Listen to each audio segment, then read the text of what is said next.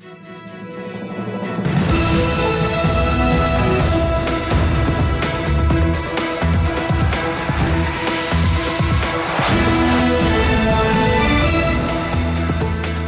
and good evening. This is TV7 Israel News broadcast to you from Jerusalem. And in today's top stories, Israel's outgoing Premier Naftali Bennett warns Jerusalem's enemies not to challenge the Jewish state amid political instability.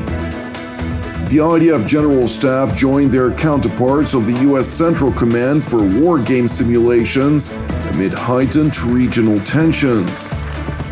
Russia announces its proactive efforts to deepen cooperation with the Islamic Republic of Iran.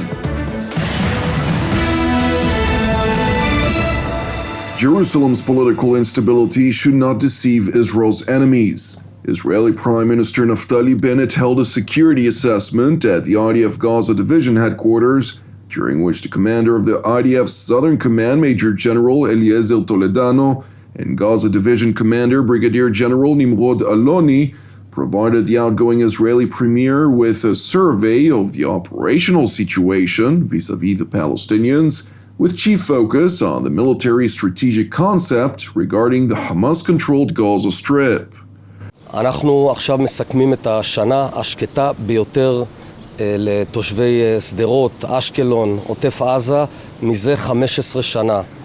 הנורמל החדש בדרום זה שקט, זה ביטחון, זה חיים נורמליים. הדרום והאזור בשיא של ביקושים ומשפחות חדשות ובתים חדשים שנבנים פה. זו תמונת הניצחון האמיתית. The outgoing Prime Minister, who is reportedly considering taking a break from political life once the 24th Parliament in Jerusalem is dissolved, went on to warn the enemies of the Jewish state not to challenge Israel's preparedness.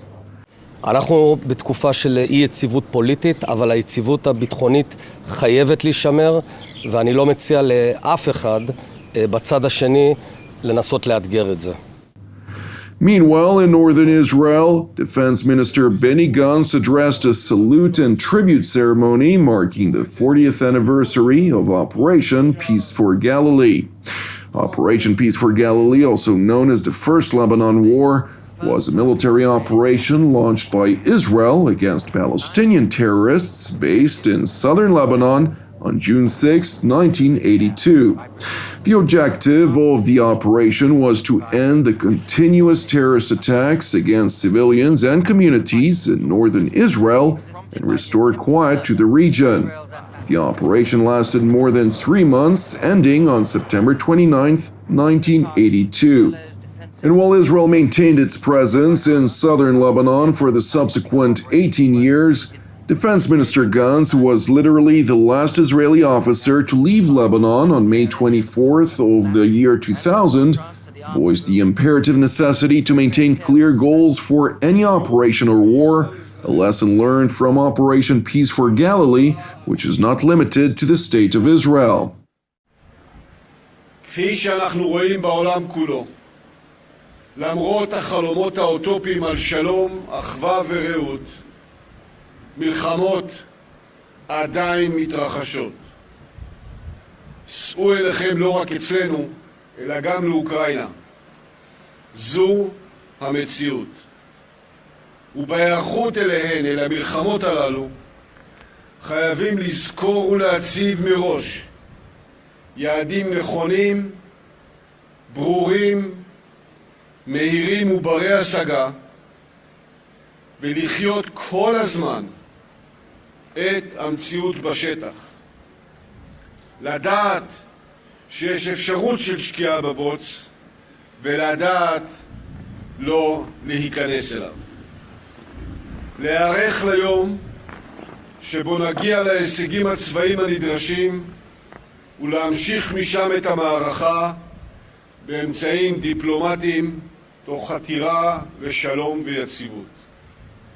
כדי שזה יקרה, צריך דרג מדיני מחובר לדרג הצבאי, קבינט מתפקד, ממשלה שפועלת באחדות מטרה, ומעל הכל, צריך ויש לנו צבא מוכן, מאומן ומיומן. Jerusalem's top defense official went on to highlight that Israel's defense establishment in general and the IDF in particular are persistently working to refine the operational objectives for times of war. בימים אלו אכן צה"ל משפר את התוכניות למקרה של מבצע או מלחמה, כולל כאן בגבול הצפון.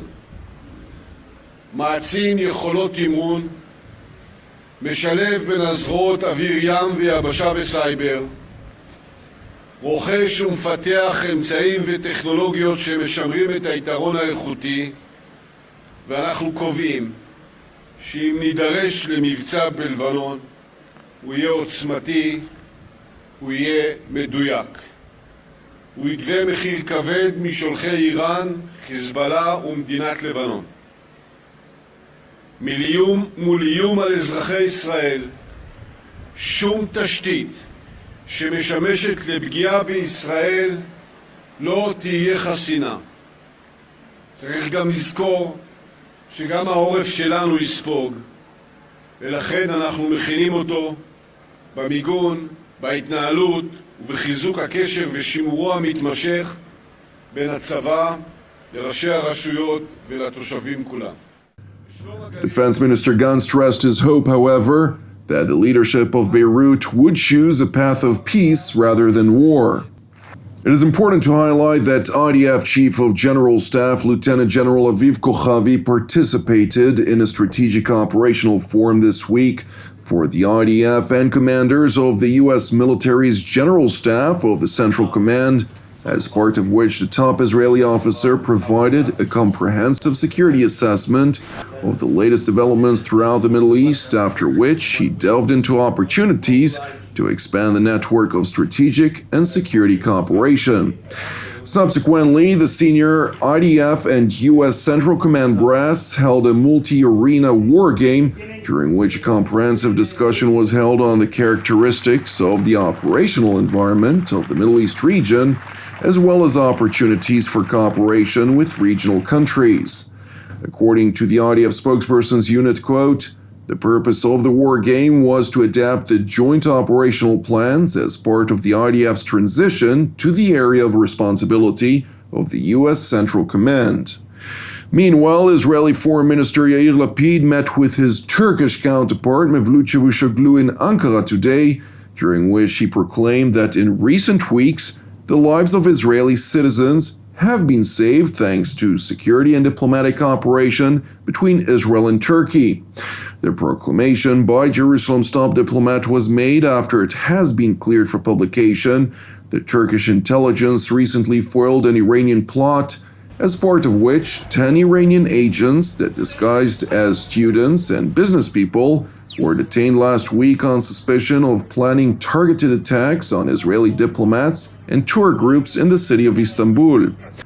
And while the counterintelligence efforts are ongoing, Foreign Minister Lapid voiced Israel's deep appreciation of the Turkish government's activity, all the while highlighting Iran's blatant violation of Turkish sovereignty, and voiced confidence that Ankara knows full well, quote, how to respond to the Iranians on this matter. Meanwhile, Russian Foreign Minister Sergei Lavrov concluded a two-day visit to Iran, where he held a string of meetings with President Ibrahim Raisi and his Iranian counterpart Hossein Amir Abdullahian. During his meeting with the former, Lavrov stressed Moscow's efforts to deepen its relations with Tehran. Президент ежедневно проводит по нескольким совещаний, которые прежде всего касаются адаптации экономической и социальной сферы, банковской и финансовой сферы к тем реалиям, которые сейчас складываются в результате эгоистичной и агрессивной политики Запада. The Russian top diplomat, during a joint press conference with his Iranian counterpart, joined Tehran's demand for Washington to remove all sanctions on the Islamic Republic, including specifically the removal of the Islamic Revolutionary Guards Corps from the U.S. State Department's designated list of foreign terrorist organizations, which is the Iranian prerequisite for reviving the 2015 nuclear agreement. В очередной раз подтвердили нашим иранским друзьям, что мы будем всячески поддерживать их позицию о необходимости в полном объеме возобновить СВПД без каких-либо изъятий, без каких-либо неприемлемых довесков.